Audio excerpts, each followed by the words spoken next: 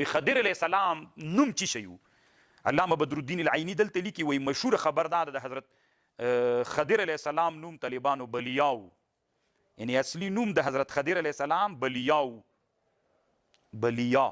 او دا خضر خو چې ده طالبانو دا د نسب د بلیا ابن ملکان دا د نوم و. خضر د ده لقب و. خضر طالبانو ځکه ورته خضر وایي دی به چې په وچ وښو باندې کېناسته تهتز خضرا شنه به واوښتل. الله دومره متبرک سړی ګرځولی و. او دا طالبانو اصل کې ویل کېږي څنګه دی طالبانو تلفظ به داسې پې باندې کوي بفتح الخاء وکسر الضاد. فتحه خې ته فتحه ورکه او ضاد ته کسره ورکه خاضر. اما طالبانو ويجوز اسکان الضاء مع کسر الخاء. خضرم جایز ده. خضرم جایز ده طالبانو خو تر ټولو نه ښه روایت پکې دا د خضر. که زه کله طالبانو ملايان خضر علیه السلام وایي زه خضر علیه السلام وایم نو چې کله کله ملايان ناست وي یو بل ته وایي ودلي دي چې خضر علیه السلام نوم یې نه ده زده طالبانو. فکر ته خو پام شته طالبانو تحقیق باندې به ځان عادت کوئ. خضر علیه السلام. او یوه خبر خلک کوي طالبانو چې دی د فرعون هغه د موسی فرعون چې دا د هغه زوی و. دا بلیا د خضر علیه السلام د فرعون زوی و. هغه فرعون چې د موسی فرعون و. علامه بدرالدین العیني وایي طالبانو وی دا سخت غریب او غیر صحیح خبره ده. علامه عیني دا رد کړې او بیا د ابن جوزي نه نقل کړی چې دا روایت محمد ابن ایوب لابن لهیعي نه کړی ده. د محمد ابن ایوب ابن لهیعه دواړه ضعیف دي. دا د فرعون زوی نه و بل فرعون طالبانو اولاد هم نه درلوده.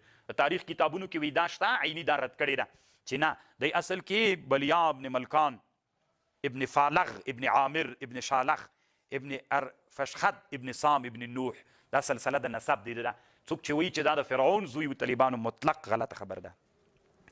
او طالبانو دی نبي و که ولي و. صحیح خبره دا ده د علامه بدرالدین العیني په رایه باندې چې دی نبي و. ځکه الله عز وجل قرآن کې وایي دی وایي وما فعلته عن امري. قرآن کې وایي دا ما خود خپل کار نه ده کړی الله وحی وه. صحیح خبر دا د طالبانو چې حضرت خضر علیه السلام نبي و ولی نه و. یعنې بعضې خلک وایي تنا ولي و نبي نه و. نه طالبانو نبي و. او بل دا د طالبانو حضرت خضر علیه السلام مړ ده که ژوندی ده. نو دې باندې خو اوږده بحثونه علما کوي. تاسو ته به کتاب التفسیر کې هم خبره راشي. او زه به دومره درته ویم چې علامه عیني رایه دلته داسې ده طالبانو چې دی یې ژوندی بلي. دی څوک بلي؟ حضرت خضر علیه السلام دی ژوندی بلي. وایي دا ژوندی ده. خو طالبانو من حیث الدلیل مړ ده. دلایل دي د په ژوند باندې طالبانو یو هم صحیح حدیث نشته ده. علامه شیخ الاسلام ابن تیمیه د امام بخاري د ابراهیم الحربي د علامه ابن جوزي د ابن جوزي کتاب له ما سره شته د حضرت خضر علیه السلام په ژوند باندې طالبانو مړ د حضرت خضر. روح المانی لیکلي وایي بعضې خلکو کې عادت زه یو وخت کې طالب وم طالبانو په مهاجر کې. نو هلته یو دوکاندار و مدرسې دوکاندار و د لوګر ولایت و. نو هغه به چې کله خلک طالبانو سره ستړي مسې کوله د عوامو کې داسې مشهوره ده خوندانو ملاین ویلي خضر علیه السلام دلته هډوکی نه لري. دا هډوکی نه لري. نو چې ستړي مسې به یې کوله داسې زور به یې کوه چې ته ودرېږه داسې نه وي. خضر علیه السلام سره مې ستړي مسې کړي که نه. او خلکو کې مشهوره وه چې دعا درتو کې بیا به ډېره مشهوره اوس که تاسې فکر یې لږ ورکه شوله دا خبره. نو دا روح المانی رد کړي چې خلک وایي دلته هډوکی نسته. دا دروغ ده. هېڅ اصل نه لري. د علي قاري صاحب هم یو کتاب د حضرت خضر علیه السلام په باره کې جوړ کړی هلته هم رد کړي. او بل دا د بعضې خلک وایي د سترګې تورې داسې خوري ان بؤ عینه یتحرک داسې خوري. دا هم دروغ ده. حضرت خضر علیه السلام طالبانو د روح المانی رایه دا ده چې ژوندی دی. ځکه دی وي د جمهور او د اکثرو علماو رایه دا ده. نو بعضې علما وایي مړ ده. طالبانو ډېره ښه محاکمه چې کړې ده هغه علامه مجدد الفساني رحمه الله کړې ده. مجدد الفساني مکتوبات کې لیکي وي ما یو ورځ دوی دواړه ولیدل. حضرت الیاس علیه السلام دوی وي پوښتنه مې ترنه وکړه چې مړه یې که ژوندي. سختې نادرې کوي طالبانو مجدد صاحب هم بیخي ډېره نادره معمات یې رسوي.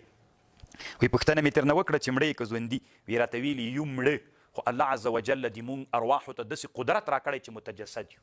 نو مجدد صاحب خبره خلاصه شوله.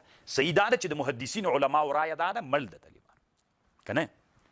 او ښه بیا طالبانو ابن حجر یو کتاب جوړ کړی طالبانو ما سره شته د ابن حجر دا کتاب. هغه وایي چې ژوندی نه د هغه نه نقل کوي عمر ابن عبدالعزیز نه.